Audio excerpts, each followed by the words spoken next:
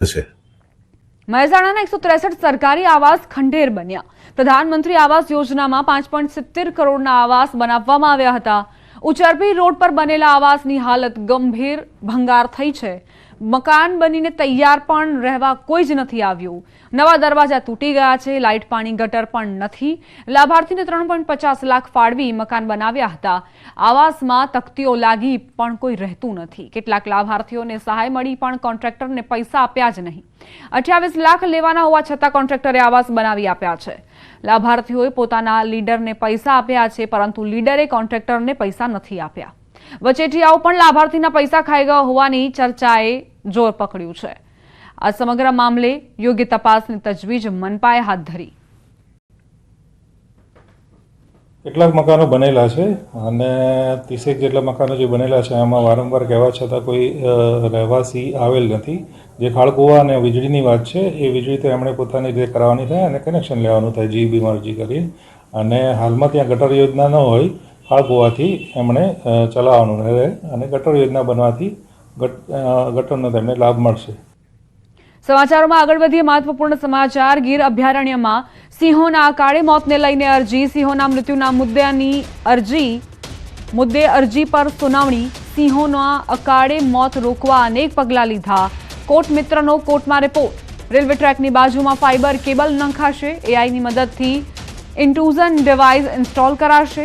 સિંહોની ગતિવિધિઓની 200 metre દૂરથી જાણ થઈ શકશે। ગીર અભયારણ્યમાં અને બહારના વિસ્તારમાં ડિવાઇસ લગાવવામાં આવશે। 10 ફેબ્રુઆરી સુધીમાં ટેન્ડર પ્રક્રિયા પૂર્ણ કરી દેવાની બાંહેધરી। ગીર અભયારણ્ય વિસ્તારમાં પસાર થતી ટ્રેનો માટે અંડરપાસ પણ ઊભા કરાયા। ઝાડી ઝાંખરા દૂર કરવા અને ફેન્સિંગ અંગેની કાર્યવાહી પણ કરાઈ। 10 ફેબ્રુઆરી બાદ સમગ્ર મામલે વધુ સુનાવણી હાથ ધરાશે। વૃદ્ધો કે બાળકો મનને પ્રફુલ્લિત કરવા માટે બગીચામાં જતા હોય છે, પરંતુ એ સુવિધા પણ બોડેલી ગામના લોકોના નસીબમાં નથી। બોડેલીમાં આવેલ બગીચામાં જાળવણીના અભાવે આ દુર્દશા જોવાઈ રહી છે। અહીં ફૂલોની સુગંધને બદલે ભરાયેલ પાણીથી દુર્ગંધ મળે છે। અહીં મૂકેલ બાંકડે બેસવું હોય તો તેને પગ ઉપર લઈને બેસવું પડે અને વધુમાં મચ્છરોનો ત્રાસ એ અલગથી। જો કે બાંકડા સુધી જવું હોય તો ચોક્કસ પાણીમાં જઈને જ જવું પડે। ભરાયેલ પાણી શ્વાનોને પીવાના પાણી માટે કે પછી નહાવા માટે કે પછી આરામ કરવા માટે આ વ્યવસ્થા કરી હોય તેમ લાગી રહ્યું છે।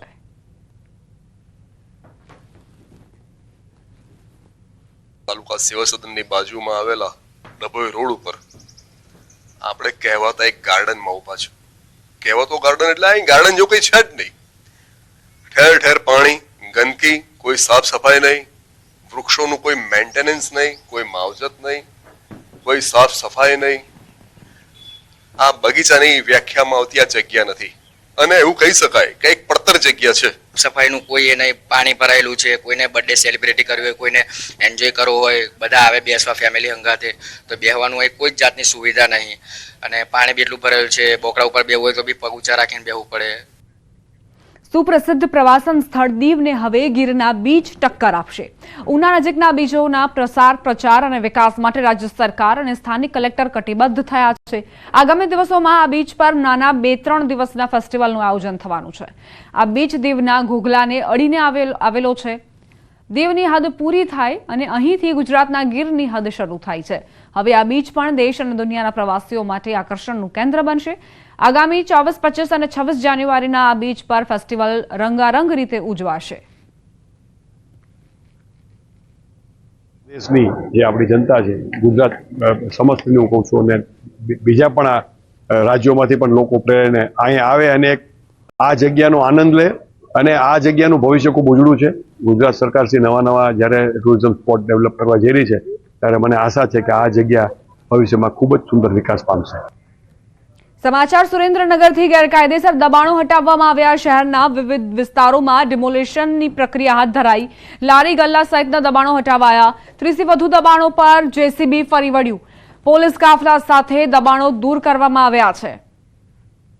સુરેન્દ્રનગરમાં દાદાનું બુલડોઝર એક્ટિવ મોડમાં છે। 30 થી વધુ દબાણો પર બુલડોઝર ફરી વળ્યું। ગેરકાયદેસર દબાણો હટાવવામાં આવ્યા। લારી ગલ્લા સહિતના દબાણોને દૂર કરવાની પ્રક્રિયા હાથ ધરવામાં આવી। ધોરાજીમાં નગરપાલિકા દ્વારા ચુસ્ત પોલીસ બંદોબસ્ત સાથે ગેરકાયદેસર દબાણ દૂર કરાયા. ધોરાજીના ચુનારાપા રોડ સાજી હોલ પોલીસ લાઇન સુધી જાહેર ફૂટપાથ ઉપર કરેલ દબાણ દૂર કરવામાં આવ્યા. ફૂટપાથ ઉપર ગેરકાયદેસર રેકડી અને કેબિનો પણ હટાવાઈ. પ્રાંત ઓફિસર, નગરપાલિકા ચીફ ઓફિસર, મામલતદાર, પીઆઈ, પોલીસ સ્ટાફ સાથે દબાણ દૂર કરવામાં આવ્યું. ધોરાજીમાં સતત દબાણ હટાવ ઝુંબેશ શરૂ થતા દબાણકારોમાં ફફડાટ ફેલાયો છે.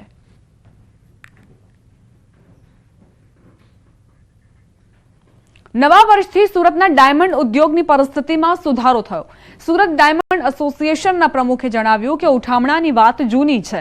2024 સુધીમાં 24 ઉઠામણા સામાન્ય છે. વર્ષે એવરેજ 5 થી 6 કિસ્સાઓ તેજીના સમયમાં પણ બનતા હોય છે. અત્યારે તમામ યુનિટ ધમધમી રહ્યા છે. રત્ન કલાકારોને રોજગારી મળી રહી છે. દિવાળી બાદ ડાયમંડ ઉદ્યોગની પરિસ્થિતિમાં સુધારો થયો.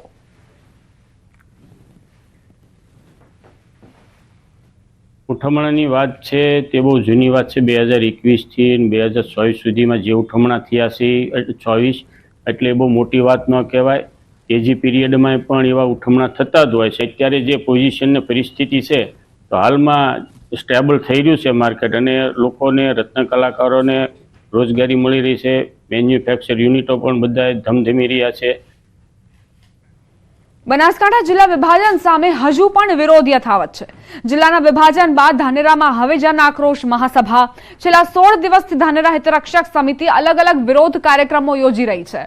હવે 21મી જાન્યુઆરીએ જન આક્રોશ સભાનું આયોજન કરાયું છે.